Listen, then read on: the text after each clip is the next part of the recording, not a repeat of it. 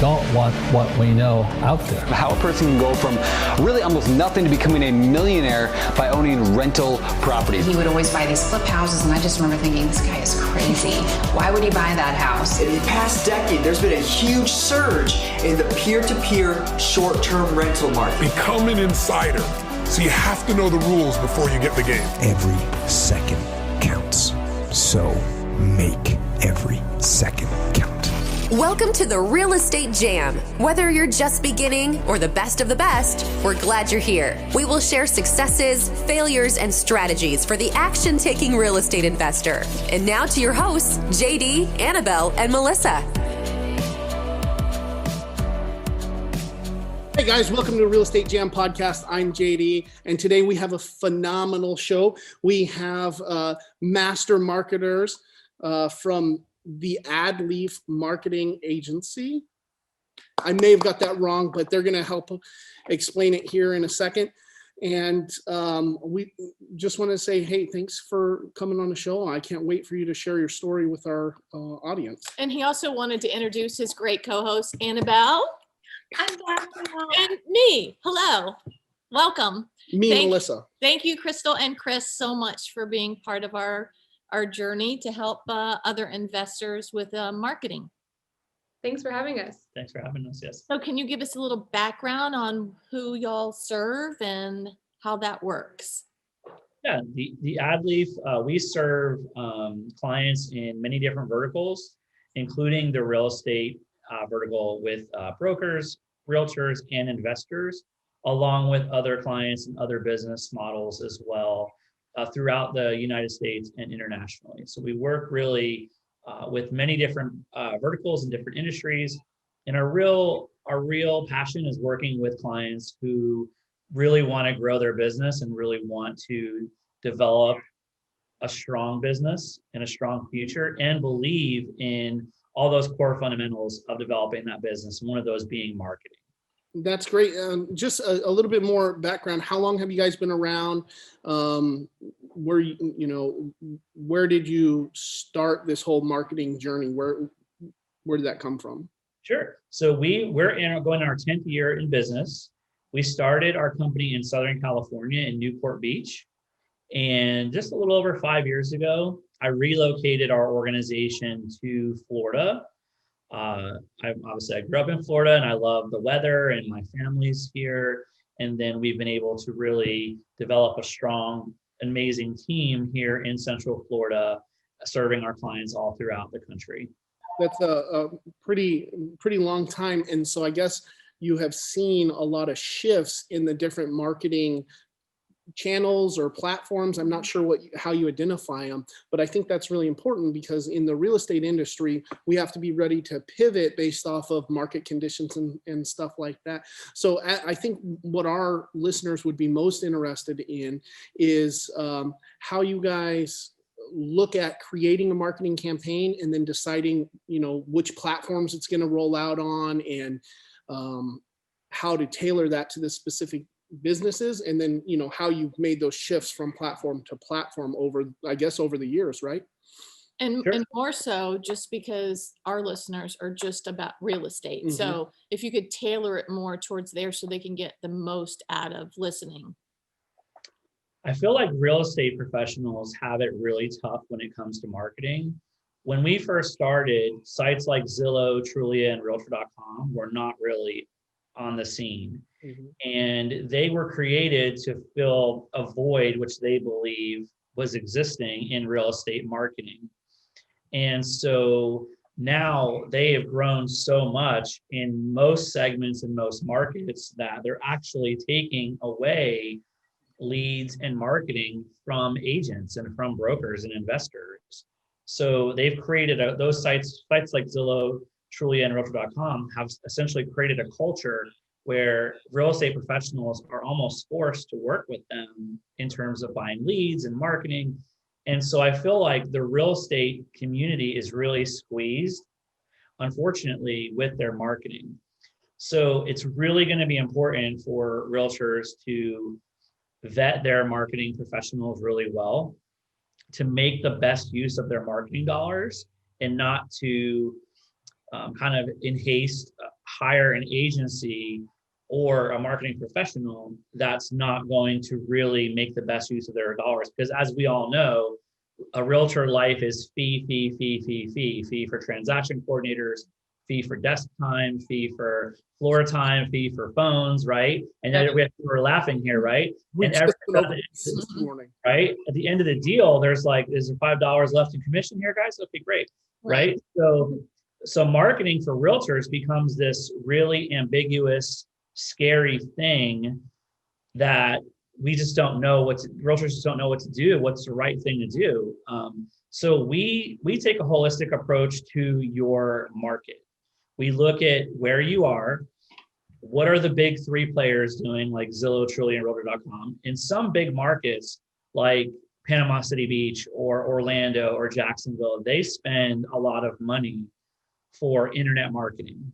But in smaller markets, such as like Melbourne or maybe Cocoa Beach or possibly a suburb of Tampa or maybe even a suburb in the 30A area of there, they may not be going after the internet in some of those smaller hamlets. So it does make sense for realtors to really focus their efforts there. So we look at the proper market for real estate professionals, and we really put together a strategy that's going to make the best use of the rest of the dollars that they have for those fees and commissions, so that they can maximize them and not waste money. Yeah, I think that's huge. I hear a lot, especially when investors are first beginning, that they don't know how to establish a budget and then they're not sure where they should put that initial money into it. So what kind of advice do you have there, from the beginner entry level? How do we start? How do we decide on that budget? And then how do we know where to put it? I love that. That was a really great question. Thank you so much for asking that. The Small Business Administration suggests that a successful established North American-based business should budget between 4 and 6% of its revenue in advertising. And where you fall on that 4 to 6% range really is determined by how competitive your business market is and your geographic target area. Okay. Arguably, realtors, real estate investors, and brokers, along with marketing companies, we are in an inherently competitive business market. So we, unfortunately, or fortunately, how you look at that, have to invest on the higher side of marketing expenses. Now, if you're a startup business or a business who possibly hasn't been marketing their business as effectively as they've wanted to over the last several years, startups will budget upwards of 10% or more of their revenue or their projected revenue in marketing and advertising to raise their hand and tell the community, hey guys, I'm here. I'm in the market. I'm here to serve you. And then once you have that branding conversation, which is what we call that, then we focus our marketing dollars in generating clients. So can you talk a little bit about some of the stuff that you've helped me along the way about Facebook and Instagram and LinkedIn, about where to spend the money in that kind of those platforms? Yeah. So we always recommend Facebook and Instagram for everyone, just because there's such a wide demographic age groups on both platforms. So having an organic presence on all those channels is really important. Real estate also does well on LinkedIn. If you're looking, especially as an investor, to network with other people. Real estate agents do good on Pinterest, but investors would probably find their time more valuable on LinkedIn.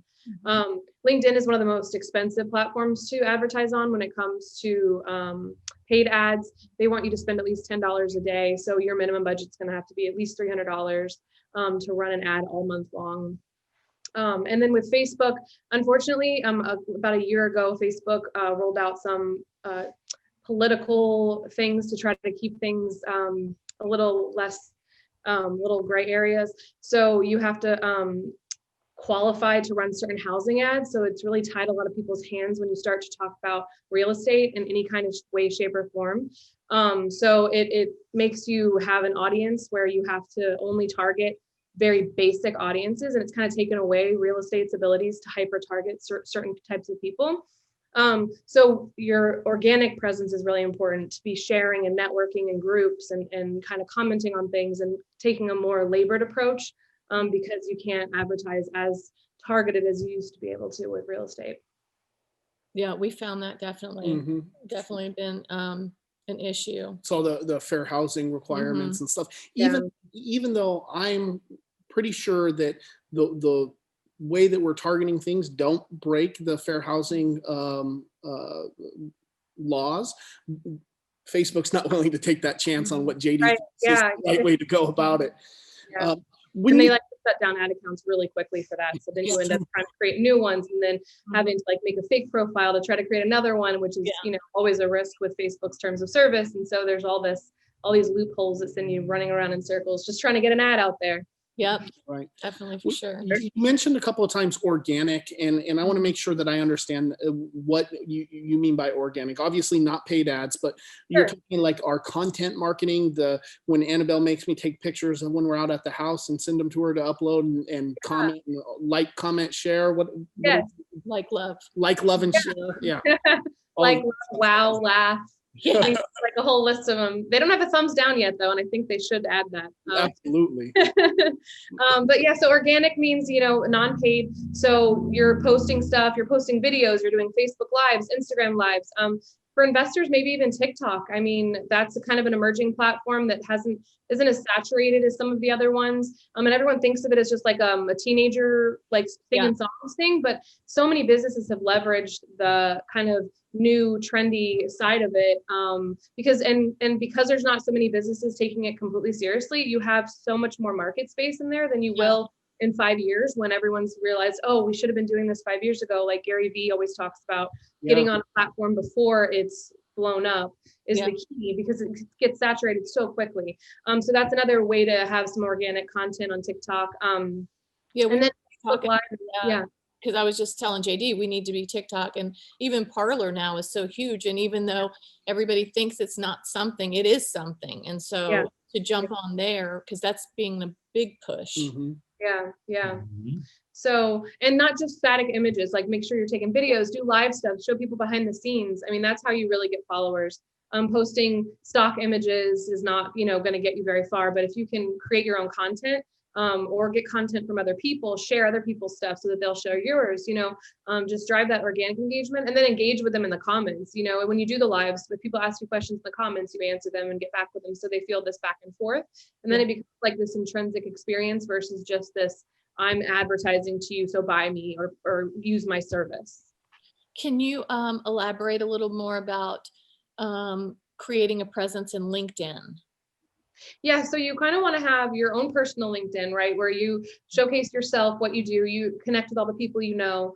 And then you want to have a business LinkedIn page that you run through your personal page. And business LinkedIn pages are notoriously hard to get followers on. In the past, there was no way to invite people to follow you. Whereas on Facebook, if someone engages with your content, you can click on their name and invite them to follow your page. Right. LinkedIn didn't have that, and they still don't have it in that way. But recently, over the last year, they've rolled out an invite your followers function. So when you're on your personal page, you can invite those people that you're connected to follow your business page, which has really helped grow of people grow their business page, where before that was really a big struggle. And then I would say the other most important thing to do is similar to Facebook and Instagram is to share your content, like share your business pages updates on your personal page, so that the 200, 500, 1,000 followers that you have on your personal page see all that content, and it drives more traffic to your page. And I noticed that LinkedIn, that part where you can invite people, it caps you and they have to respond. And if they don't allow you to do that anymore. And that was like crazy. And you can't even buy to do it. Yeah, LinkedIn really wants to keep it an organic experience. They really don't want to end up as another platform where people are being harassed and begged to buy stuff. So they're really trying to keep it as kind of organic as possible. Which I think makes that platform so much more powerful if it really is staying true to those values. Yeah. That when you build an organic audience on there, it's probably going to be a better audience than high quality people that are really truly interested in what you're selling or servicing. Yeah. So the things that Crystal just talked about, that's going to be for the folks in your audience, in our listenership and our viewership, that really has the time to invest in their own marketing, because it's either going to be one of two things. It's going to be money or it's going to be time. Right. So if you're the investor that has time to really grow your organic footprint with your social media community, these are the tactics that Crystal talked about that are going to benefit you. If you're that professional that doesn't feel like they have time, that doesn't feel like they can expend themselves even further, then that person or that group of people that's in our audience will then need to spend money in paid ads. Because what's really important to distinguish here is that professional business social media is completely different than our personal pages. Our family and our friends gets to see and interact with our news feeds, but sites like Facebook, Instagram, Twitter, and Pinterest have realized their businesses, and they can charge other businesses, which are you all in our audience, right? They can charge you all to show your content to people. There are only two ways to go about doing that. One is paying for ads in post reach, or spending that time, as Crystal just covered, working through all those steps of an organic engagement to grow your pages. Or paying an agency to do it for you. Or paying an agency to do it for you. That's what I was going to follow up on, Chris, because it's not only just about having the time, it's that you have to have the time that you are locked into learning everything, because it's so evolving all the time. So you've got to spend so much time learning how to stay on top of it and to be, out there knowing every marketing platform, And that's why a lot of businesses come to us or to another agency, is because it's almost impossible for a business owner to keep up with all the changes. I mean, even for us as an agency, we gave we train every week on new stuff because it changes so quickly. But we gave a Facebook ads training that we worked on, and then the next day when we gave the training, when we opened up Facebook Ads Manager, they had already made a new update to it, and we had to completely revamp the training the same day to go with the new layout and show everybody where everything was. So it's almost impossible for a new business owner or an experienced business owner, even less so, because they have less free time to keep up with all of this emerging changes in technology and platforms and rules and regulations that change. And yes, totally agree.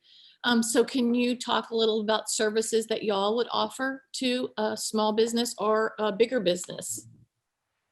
So for the real estate investor, we really look at your market and your target demographic and your target area. And we typically will not provide the normal services that everyone else hounds you to provide. So what I hear most from real estate professionals is, oh my gosh, I've been hounded by SEO people, or I've been hounded by people to do Google ads, and I've done that and it's never worked for me. And that's right, because it doesn't work. It's extremely expensive. We're not going to outbid Zillow, Trulia, and Realtor.com. We're never going to have their $1 billion budgets to outrank them on page 1 of Google. So we take a completely different approach with marketing real estate. We focus on more cost-effective marketing streams like signage, some guerrilla marketing tactics, so signage within the communities. We help realtors to build strategic partnerships with businesses so they can post signs. We look at paid ads on Facebook and Pinterest and LinkedIn and Instagram. We also look at email marketing. So building lists of previous people they've worked with, other agents in the area. And we also help them take advantage of some of the platforms that are already available where it makes sense, such as working with possibly Zillow or Trulia as a overall component of their marketing ecosystem. We help them kind of make those decisions as well to help build their overall marketing footprint and do it affordably. Yeah. And because content is so important, a lot of them don't know what they need. So we do a lot of kind of like consulting, like make a video about this, send it to us, and then we'll get it out on all your platforms and we'll market it to the right people.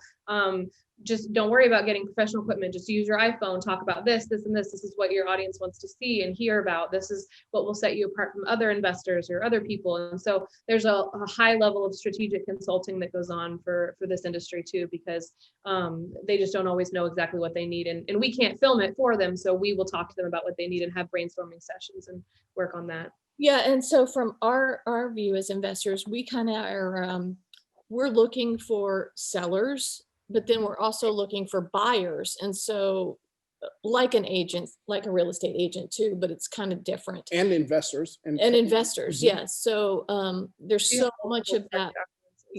Yeah, there's so much that we're trying to attract or market to that it's somewhat overwhelming at times, you know? And so just if another investor is looking for y'all as to what you could do for them, what would you tell them to do first, and how could they get in at a low dollar amount to start so that they could see what you could do for them as an agency? I would ask them to kind of write down what they've done in the past and notate what they've done in the past and what has worked for them and what it hasn't. And we like to build strategies that are specific to every client, because we believe that each client is unique and each client is looking for something different. So we build a specific cocktail of services for every single client that we work with.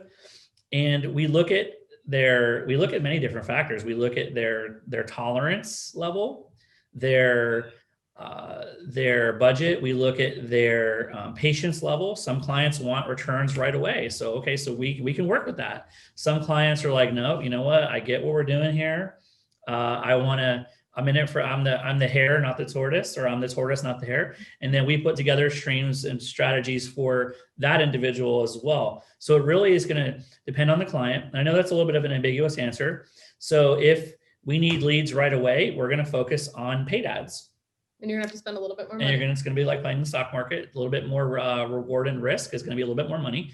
If we're tried and true marketers as an investor, and we've been at this a long time, we're going to look at more organic growth, more SEO, more organic social growth, email marketing, things that are probably a little less expensive and are going to take a little longer. Yeah, and take a little longer, but probably deliver more high quality results in the long run. So like JD was saying earlier, that if you can be patient and be part of the experience organically for a longer period of time, you know, the people that you do get out of that are usually higher quality leads. Yeah, we made it a policy that whatever marketing that we were doing at the time, we would commit to X amount of time, because we knew that nothing, you know, would get immediate results.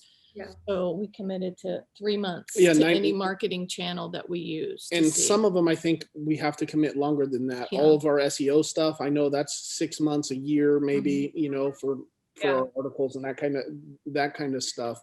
Do you guys have any recommendations on that? Like, how do you know that your Facebook marketing campaign is something you should throw out and not do anymore? How much time do you put into it, I guess, or where does that crossroads meet where the time and money that you're putting in is not worth the input or the output that you receive? Well, I would say keep running Facebook ads, but you never just run one ad at a time. I would say always run 1 million test ads at one time, and then there's going to be clear winners and clear losers, and you turn off the losers and keep the winners on, and then continue to build out from those winners duplicate ads based off of that winning combination. Try different copy, try different images based off the one that's winning.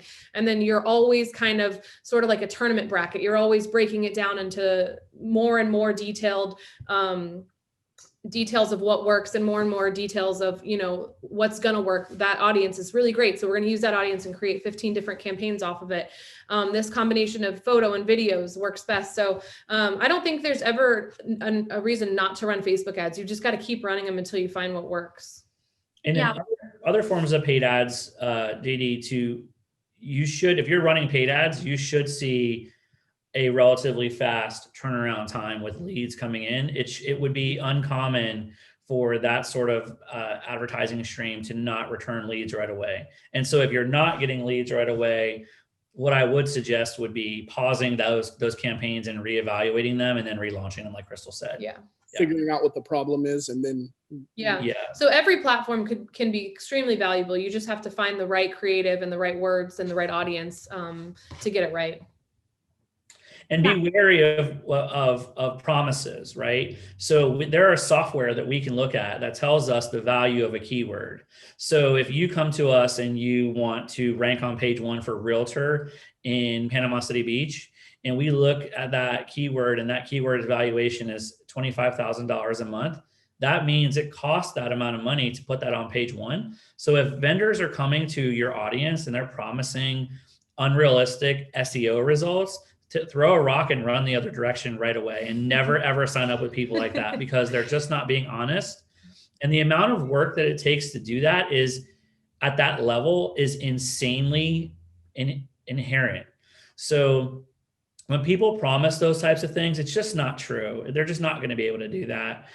And they're not going to be able to beat the folks that are spending that kind of money. So we don't do that with our clients. We don't promise you the world and deliver nothing. And I think it's sad when people do that to just try to earn someone's business. Yeah. You have to be honest with people, and you have to give them the right service that they can actually work with. Yeah, and we have so many people come to us burned from their previous agencies from being promised things like that. So we're always super upfront about what we can realistically help you with based off of your budget. Just that really Crystal touched on something that's significant to marketing across the board, and that is having those tests and not being afraid. Another one of our mentors, Don Costa, he talks about in his mailers, he's trying everything new often, and then he's seeing what performs. You have to track what is performing well, what went bunk, and analyze those reasons why maybe. So that's really huge in your marketing journey, both social media marketing and our traditional real estate marketing avenues. Yeah, you almost have to build in a little bit extra budget for educational purposes, for kind of that learning phase where you're not exactly sure what's going to perform well. But Facebook lets you optimize your budget at the campaign level, so you can have it evenly distributing that money based off what campaigns are running well. So cool. Well, can you guys tell us how we can get our listeners in touch with you? Yeah, we'd love to even just talk with them. If they have questions, they can reach out to us through our website at theadleaf.com. We have a live chat. They can email us questions, and they can also call our office. We would be happy to answer questions anytime for any realtor. So that's theadleaf.com, TheAdleaf, and we'd love to talk with them. Yeah. And we're on Facebook, Instagram, LinkedIn. I would hope so. We are on all of those places. Yeah. Yeah. And even if you think you're doing a good job at it, like, it's worth a consultation, because Crystal just helped us double our LinkedIn followers just because I thought I was doing things right. And I had, I just missed a step. And so it's really beneficial. Even if you think you're in a good direction, like, just get the expert opinion on here's where I could do better, or here's where they could help you. Yeah. So I'm glad I could help. Awesome. That's really awesome. Well, I don't have anything else. Did you guys have anything else to add? You guys want to talk about the rest of your day or plan out something exciting? No? Okay. Well, we really appreciate you guys coming on the show today. I think you delivered a lot of value, and I look forward to working with you guys in the future. Yep. Thanks for having us, guys. Thank you. Thank you. We appreciate you. Thank you for listening to the Real Estate Jam. Thank you. Thank you. Thank you, thank you, thank you for all you do. We hope you enjoyed today's episode. For more information and updates, check out our website, shorefrontrestorations.com, or find us on Instagram, Facebook, and LinkedIn at Shorefront Restorations. If you have any questions, feel free to drop us an email at info@shorefrontrestorations.com. See you next episode.